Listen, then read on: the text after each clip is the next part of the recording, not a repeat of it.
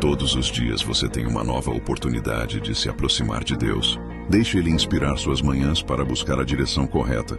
Isso é Começando Seu Dia com Deus. Começamos.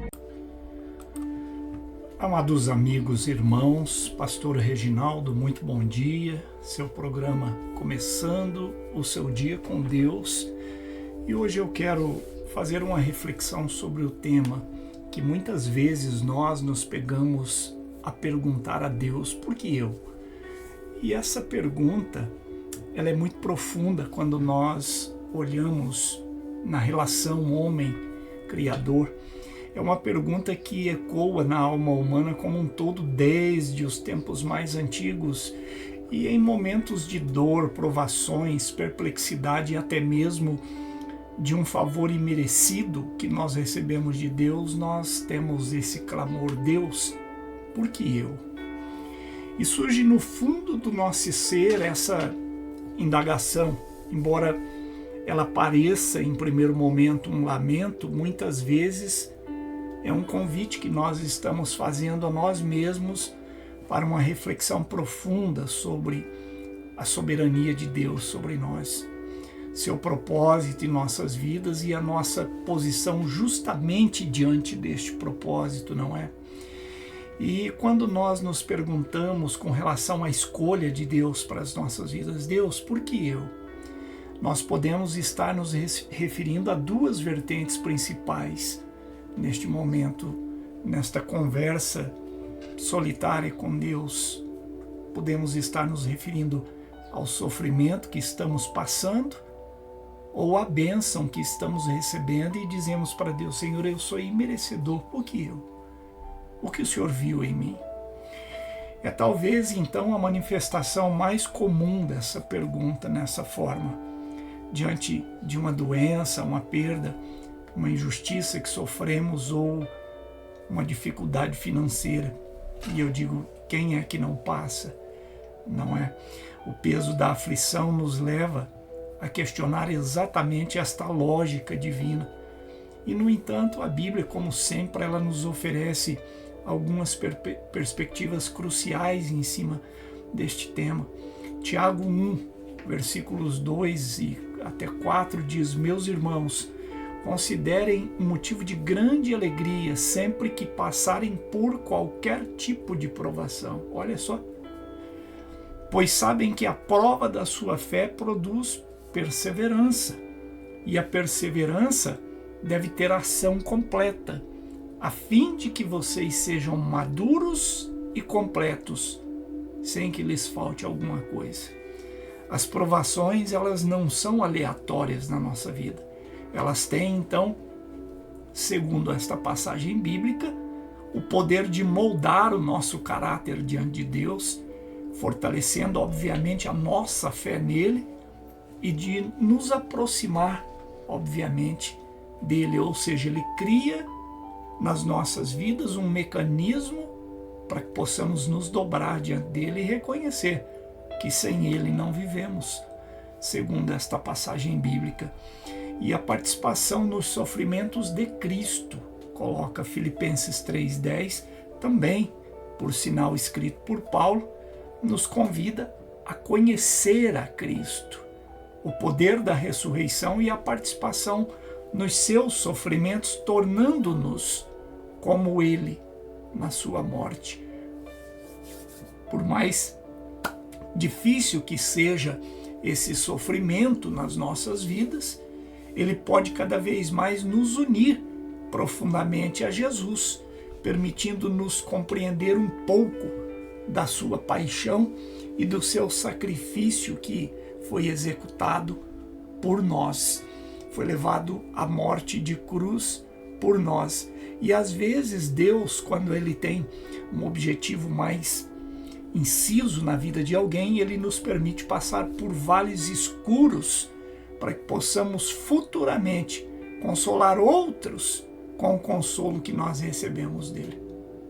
Não sei se me faço entender, mas 2 Coríntios 1, versículo 3 e 4, diz que as nossas cicatrizes, basicamente isso, diz que as nossas cicatrizes podem se tornar testemunhos Não é com essas palavras que ali está escrito, mas obviamente dizendo, nos levando a entender que o nosso sofrimento nos dará uma vivência e a forma com que nós passamos, saímos por ele, que Deus nos conduziu neste vale de sombra de morte, para que nós possamos então acalentar o sofrimento de um irmão, ou então um direcionamento de uma pessoa, já que isso seria uma preparação para um ministério de alguém com experiências semelhantes. Saberíamos então o que falar para esta pessoa em sofrimento. E também pode revelar a glória de Deus nas nossas vidas, segundo João, no capítulo 9, versículo 1 a 3, narra a história do cego de nascença. Quando os discípulos perguntam se aquela cegueira era por pecado dele ou dos seus pais, Jesus responde: nenhum pecou e nem os outros, mas isso aconteceu para que a glória de Deus se manifestasse na vida dele. Às vezes a nossa dificuldade é uma tela que o grande pintor do universo está querendo pintar, para que outros vejam. De qualquer forma, nós temos então que ver que o Senhor está no controle da nossa situação e que nós possamos então, diante dessas dificuldades, diante desses momentos de extrema dor, nós dizermos: Deus, o Senhor está no controle, então eu sei que a minha vida está sendo bem cuidada, está sendo bem direcionada. E a Bíblia nos fala que grandes homens como Isaías, que foi um grande profeta, e inclusive o profeta messiânico, aquele que preveu a vinda do Messias, que anunciou a vinda do Messias, quando ele foi ungido a profeta, quando o Senhor o chamou, a Bíblia diz que ele falou: Senhor, eu sou um homem de lábios impuros e eu habito no meio de pessoas de impuros lábios. E o Senhor então, ele fez com que um serafim pegasse uma brasa viva no altar e tocasse na boca de Isaías para tirar da boca dele a profanação, a maldade e as palavras torpes. E o Senhor purificou então o seu falar. E Jeremias foi um outro, o chamado profeta chorão de Deus. E a Bíblia fala que Jeremias, ele fala para o Senhor: Senhor, eu sou apenas uma criança. E o Senhor diz para ele: não digas que é apenas uma criança, porque tudo que eu te mandar falarás, e eu serei na sua boca.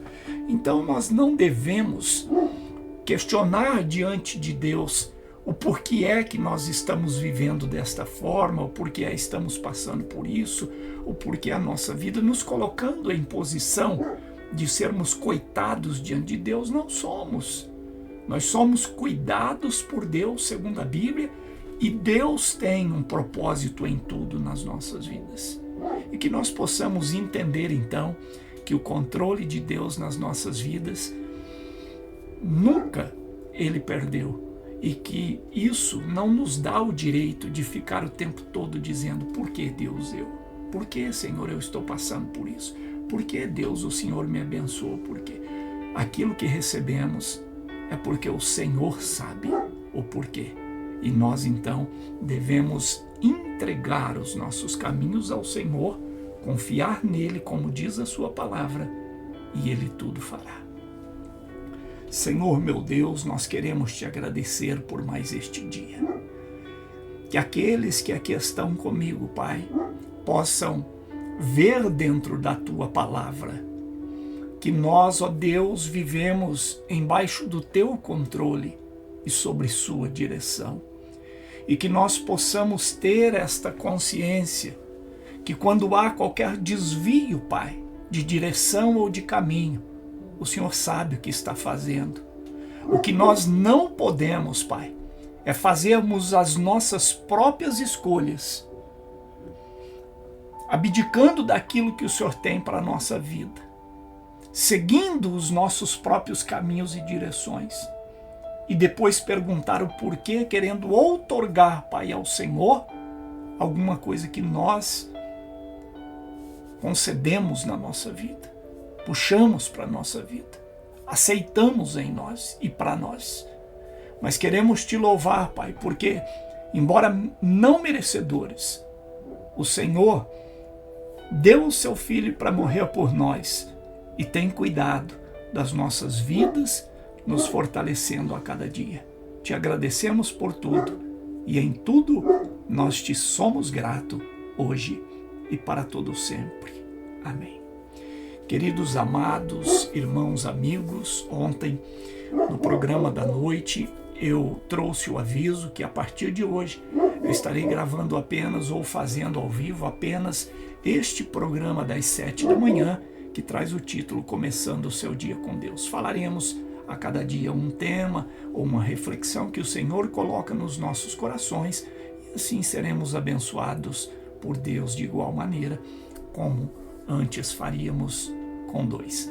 Que Deus possa abençoar a sua vida. Venho sempre dizendo, está aqui o letreiro que está passando logo aqui embaixo. Se você quiser ver, aqui está. Fale com o pastor regisadmin@gmail.com. E se você quiser nos apoiar ofertando no nosso ministério, aqui do Projeto Semear está cassiavanuzia3@gmail.com, é o nosso Pix. Deus abençoe a sua vida, te prospere em tudo e te dê a direção. Tenha um dia abençoado na presença do Senhor. Nos vemos amanhã, às 7 da manhã, para a glória de Deus. Te espero e te vejo lá.